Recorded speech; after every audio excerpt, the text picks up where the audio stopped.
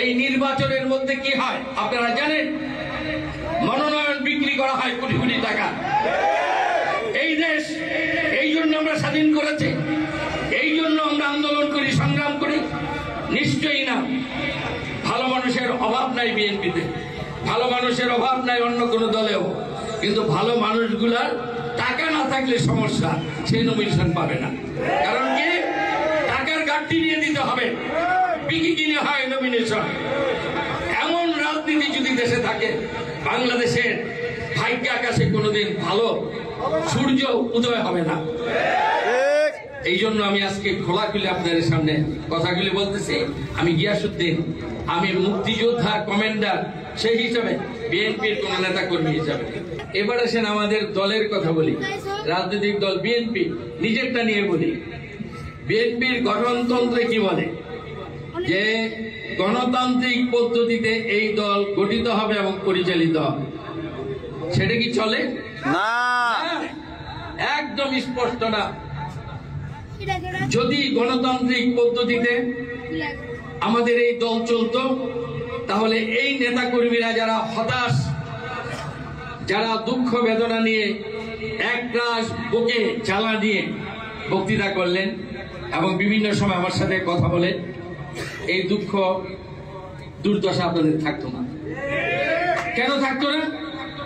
আপনার নেতা নির্বাচিত করার ক্ষমতা যদি আপনার থাকতো, আপনার ভোটে যদি সর্বস্তরে নেতৃত্ব তৈরি হতো, আপনাকে মর্যাদা দিতে নেতা বাধ্য ছিল।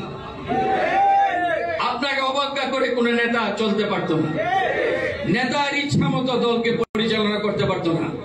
নেতা ইচ্ছা করলে লুটপাটের রাজত্ব কায়েম করতে পারত না। এই গণতন্ত্রটা নাই বলে আজকে প্রকৃত নেতার কোনো মূল্যায়ন নাই, প্রকৃত নেত্রীদের কোনো মূল্যায়ন নাই, এবং নেতা যারা হয় তারা হয়ে যায় শাসকের মতোই স্বৈরতান্ত্রিক।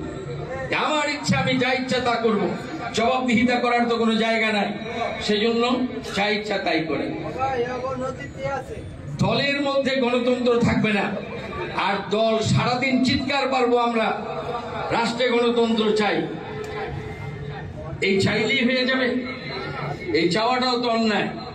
নিজের দলে গণতন্ত্র নাই আর রাষ্ট্রের কাছে গণতন্ত্র চাই, এটা কি হতে পারে? না, হতে পারে না। গঠনতন্ত্র তৈরি হয়েছে দল পরিচালনা করার জন্য। সেখানে লেখা হয়েছে সর্বস্তরের কমিটি নির্বাচিত হতে হবে কাউন্সিলরের ভোটের মাধ্যমে।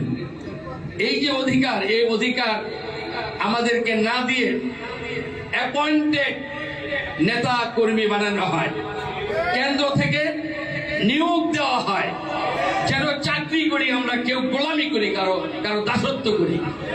অ্যাপয়েন্টমেন্ট দিলে ওই বাড়িতে ফুলের মালা আর ফুলের তোড়া নিয়ে মানুষের নেতার ভিড় জমে যায়। সেই নেতা হোক সংগ্রামী, হোক সংগ্রাম করে নাই, হোক সে অসৎ, কিন্তু সে তো অ্যাপয়েন্টেড হয়েছে, একটা পদ পেয়েছে, তো সবাই একেবারে ফুলের মালা নিয়ে তোরা নিয়ে গিয়ে পড়ে কি জন্য? তার কাছে গেলে সে আবার একটা অ্যাপয়েন্টমেন্ট পাইতে পারে, সে আবার একটা পদ পদবি পাইতে পারে। এই লালসা নির্লজ্জ বেহায়ার মতো অনেক সিনিয়র নেতৃবৃন্দকে জুনিয়রের কাছে গিয়ে ফুল দিতে হয়, জুনিয়রের কাছে গিয়ে তোষামতি করতে হয়। এই অবস্থা চলতে পারে না একটা মুক্তিযুদ্ধের চেতনার বাংলাদেশে। এই অবস্থা চলতে পারে না। দলের মধ্যে করতে হবে।